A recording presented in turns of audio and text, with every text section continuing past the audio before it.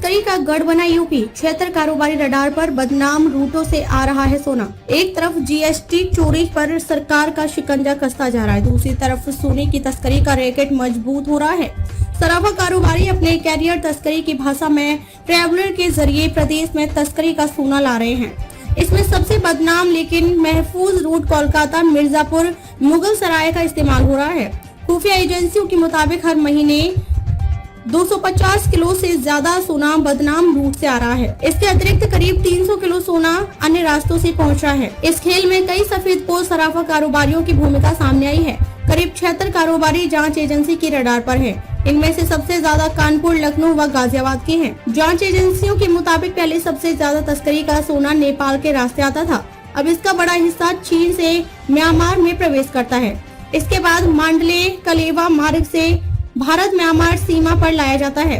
मणिपुर, मिजोरम व नागालैंड के दुर्गम इलाकों से यह सोना भारत पहुंचता है और फिर सड़क मार्ग से एक हिस्सा यूपी पहुंच रहा है।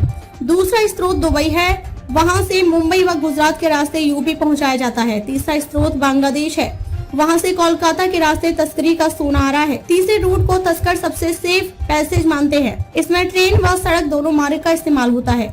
इसी रूट से कारोबारी के ट्रैवलर कानपुर, लखनऊ व गाजियाबाद में 80% सोना खपा रहे हैं। मुनाफा बढ़ा तो तस्करी में तेजी भी।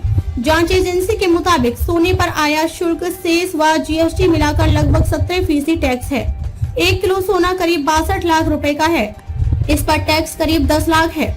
1 किलो सोने की तस्करी में तस्कर से व्यापारी तक सोना पहुंचाने वाले ट्रैवलर और अन्य बंटवारे के बाद भी मांगने वाले को 6 लाख रुपए की बचत हो रही है, जबकि पहले 4 लाख रुपए प्रति किलो की बचत होती थी। सिंडिकेट की गहरी जड़ें। पिछले दिनों राजस्व खुफिया महानिदेशालय DRE मुंबई की सूचना पर इंदौर से जैन नाम के ट्रैवलर को पकड़ा गया था। वह मूल रूप से बांदा का निकला। पूछताछ में उसने उगला कि वह सोने की सप्लाई लखनऊ, कानपुर व गाजियाबाद में कर रहा था। उसने कानपुर के 4, लखनऊ के 3 व गाजियाबाद के 4 कारोबारियों के नाम खुले हैं। हाल में इन शहरों में छापेमारी व गिरफ्तारी को इसी से जोड़कर देखा जा रहा है। अब बड़े स्तर पर कार्रवाई की तैयारी है। DRE के मुताबिक तस्करी 37% म्यांमार से, 20% मिडिल ईस्ट, 7% बांग्लादेश, 36% अन्य देशों से।